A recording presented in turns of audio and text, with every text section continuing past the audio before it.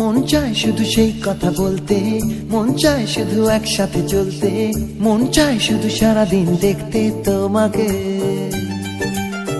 আজ মন চায় কাছাকাছি এসে, শুধু তুমি আমি পাশাপাশি বসে, আজ মন চায় বলে হেসে হেসে তোমাকে।